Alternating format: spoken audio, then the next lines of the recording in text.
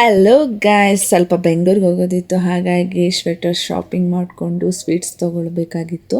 ತೊಗೊಂಡು ಯಾವ ಫಂಕ್ಷನ್ ಅಂತ ಅಂದರೆ ನಮ್ಮ ಅಪ್ಪನ ತಂಗಿ ಮನೇಲಿ ಗೃಹಪ್ರವೇಶ ಇಟ್ಕೊಂಡಿದ್ರು. ಹಾಗಾಗಿ ಆ ಫಂಕ್ಷನ್ಗೆ ಹೋಗೋದಕ್ಕೆ ನಮ್ಮಪ್ಪ ಗಿಫ್ಟು ಪ್ಯಾಕ್ ಏನೋ ಮಾಡ್ತಿದ್ದಾರೆ. ಗಡಿಯಾರ ಏನೋ ತೊಗೊಂಡಿದ್ದಾರಂತೆ. ನೇಮ್ ಎಲ್ಲ ಬರೆದು ಹೊರಟ್ವಿ. ಆ್ಯಂಡ್ ಕಾಲ್ ಪೇನ್ ಅಂತೂ ಹಾಗೇ ಇದೆ ಗಾಯ್ಸ್.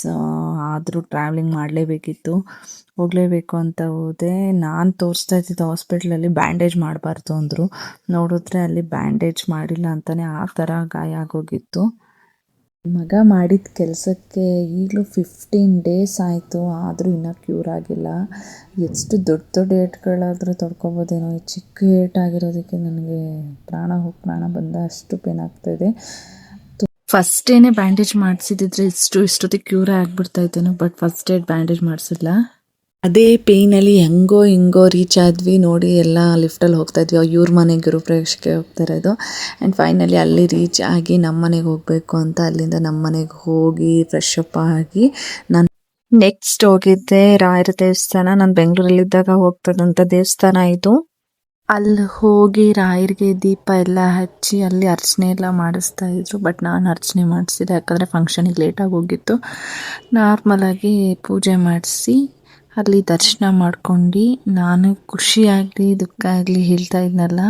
ಸೊ ರಾಯರ ಮಠಕ್ಕೆ ಇಲ್ಲೇ ನಾನು ಬರ್ತಾ ಇದ್ದಿದ್ದು. ಇಲ್ಲೇ ನಾನು 41 ಡೇಸ್ ರಥ ಸ್ಟಾರ್ಟ್ ಮಾಡಿದ್ದು ಸ್ಟಾರ್ಟಿಂಗಲ್ಲಿ ರಾಯರಿಗೆ.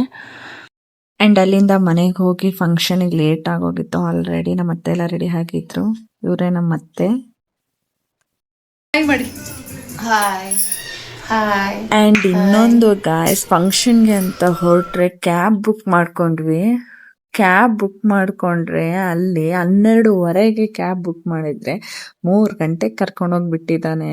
ನಾವು ಹೋಗ್ಬೇಕಾಗಂಥ ಲೊಕೇಶನ್ಗೆ. Very disappointed. ಅಲ್ಲಿ ಫಂಕ್ಷನ್ ಎಲ್ಲ ಮುಗ್ದೋಗಿತ್ತು ಆಲ್ರೆಡಿ.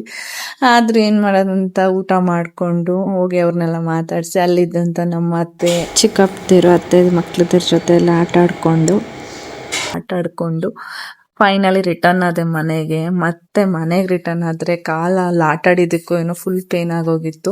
ಆ್ಯಂಡ್ ಮತ್ತೆ ನನ್ನ ಸಿಸ್ಟರ್ನ ಕರ್ಕೊಂಡು ಹಾಸ್ಪಿಟ್ಲಿಗೆ ಹೋಗಿ ಅಲ್ಲಿ ಹೋಗಿ ಡ್ರೆಸ್ಸಿಂಗ್ ಮಾಡಲೇಬೇಕು ಅಂತ ಅಂದರು. ಡ್ರೆಸ್ಸಿಂಗ್ ಮಾಡಿಸ್ಕೊಂಡು ಅವಳು ಪಾನಿಪುರಿ ತಿನ್ನಬೇಕು ಅಂದ್ಲು.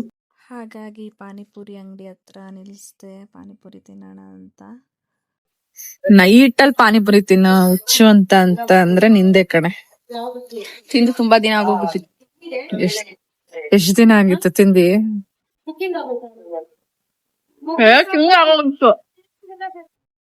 ಹೆಂಗಿದೆ ನಮ್ ಬೆಂಗಳೂರು ಪಾನಿಪುರಿ? ಆ್ಯಂಡ್ ಇವತ್ತಿನ ಡೇನ ಮುಗಿಸೋಂಥ ಸಮಯ ಬಂತು. ಯಾರ್ಯಾರು ಸಬ್ಸ್ಕ್ರೈಬ್ ಆಗಿಲ್ಲ ಬೇಗ ಹೋಗಿ ಸಬ್ಸ್ಕ್ರೈಬ್ ಆಗಿ. ಮತ್ತೆ ಸಿಗುವ. ಬಾಯ್.